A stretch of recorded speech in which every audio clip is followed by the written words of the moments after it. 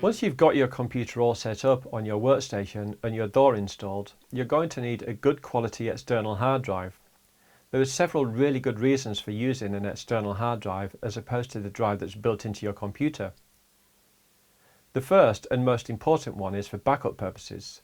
So purchasing an external drive with RAID 1 mirroring capabilities is crucial.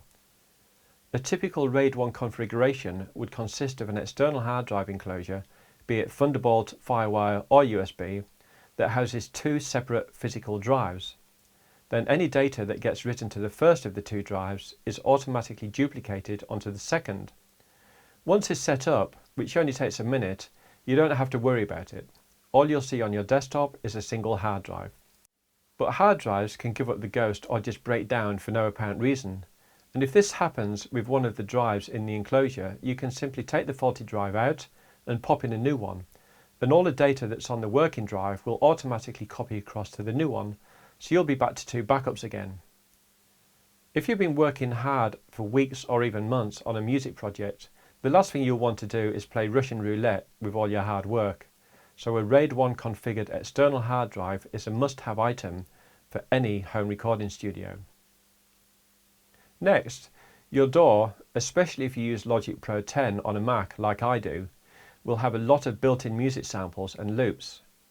Logic Pro 10 has about 40 gigabytes of media in total, and if you're using the software instruments or loops that come with the DAW, and you have several tracks running all at the same time, you'll end up putting the computer's system hard drive under a lot of pressure to carry out the work of running the computer's operating system and the DAW, as well as playing back all the software samples and loops, which could lead to glitches, especially if you're working with lots of tracks.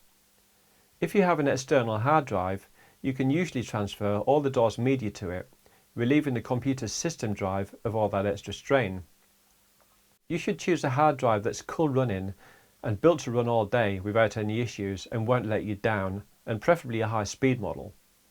If you have a recent Mac, you could go for a Thunderbolt hard drive, as the transfer speeds are phenomenal. Also, a large capacity drive will come in handy, as audio files can take up quite a lot of room. The hard drives that I use are made by CalDigit, who are by far one of the better external hard drive makers around. I actually have two different CalDigit models, a VR Firewire drive and a T4 Thunderbolt drive. The VR has two internal hard drives while the T4 has four. But the most important thing is that both can be set up quickly to a RAID 1 mirror configuration. The T4 model costs around £1,000. If, however, you don't need four drives, I'd look at the VR model, which still has RAID 1 mirroring capabilities and, like the T4, comes in various hard drive capacities. However, the VR is only available as a Firewire 800 or USB 3 version at present. There's no Thunderbolt model. But I've been using my VR with a short Apple Firewire to Thunderbolt patch cable, so I can utilise the spare Thunderbolt port on my Mac, and it works a treat. Over the years, I've tried many makes and models of external hard drives, and I know quite a few video producers and musicians who've tried even more than I have. And the people who I know who use CalDigit drives are the ones who have little to no issues with reliability and drive failure.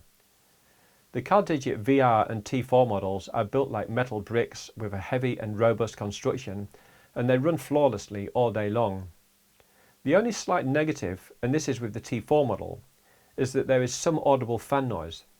Now don't get me wrong, it's pretty quiet, but if you want to play it safe, you could always buy an extra long Thunderbolt cable and place the drive in another room, or behind a soft chair perhaps, to help mute the sound. Like I said, it's pretty quiet, and there's every chance that your microphone, depending on the distance from the mic to the hard drive, won't pick up the sound anyway.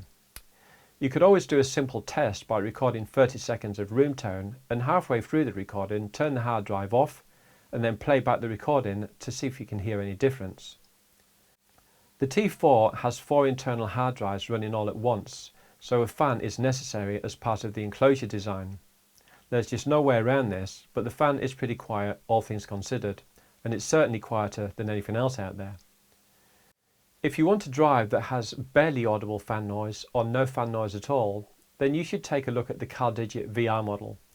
It still has two physical 3.5-inch fast drives, so setting up a RAID 1 configuration is easy.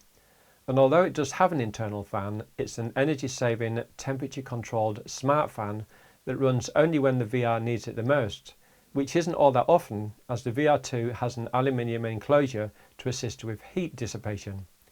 And even when the fan does kick in, it's barely audible, which makes the VR ideal for recording studio environments.